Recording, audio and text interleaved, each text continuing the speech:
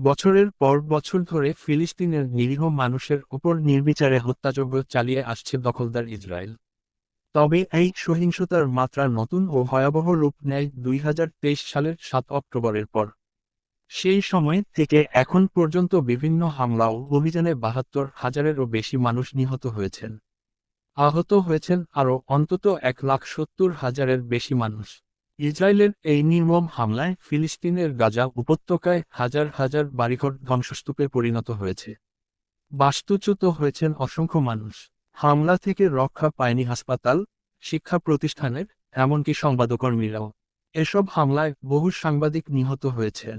তবে এত বড় হত্যাযজ্ঞ ও ধ্বংসযজ্ঞ চালালেও তার সরাসরি প্রভাব দীর্ঘদিন ইসরায়েলি নাগরিকদের গায়ে তেমনভাবে লাগেনি। এছাড়া গত বছরের জুন মাসে ইরানের বিভিন্ন পারমাণবিক কেন্দ্রে যুক্তরাষ্ট্রের সঙ্গে জোটবদ্ধ হয়ে হামলা চালায় ইসরায়েল। সেই সময়ে ইরান পাল্টা হামলার চেষ্টা করলেও তা কার্যকরভাবে সফল হয়নি।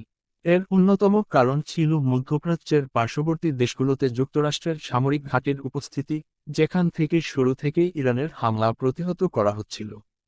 তবে গত 28শে ফেব্রুয়ারি ইরানের সর্বোচ্চ ধর্মীয় নেতা আয়াতুল্লাহ আলী খামেনিকে হত্যার পর পরিস্থিতি নতুন মোড় নেয়।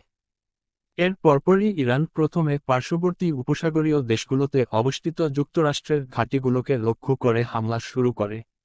পাশাপাশি ইসরায়েলেও হামলা চালানো হয়।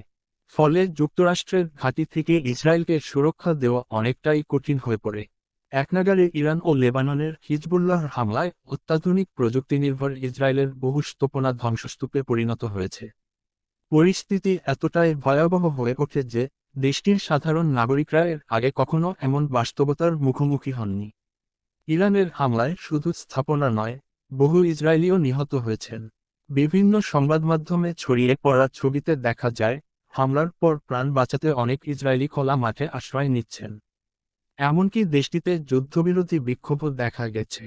এখন দেখার বিষয়, সাধারণ নাগরিকরা যখন যুদ্ধের ভয়াবহতা সরাসরি অনুভব করছেন, তখন এই বাস্তবতা থেকে যুদ্ধবাজ ইসরায়েলি প্রশাসন সরে আসবে কিনা।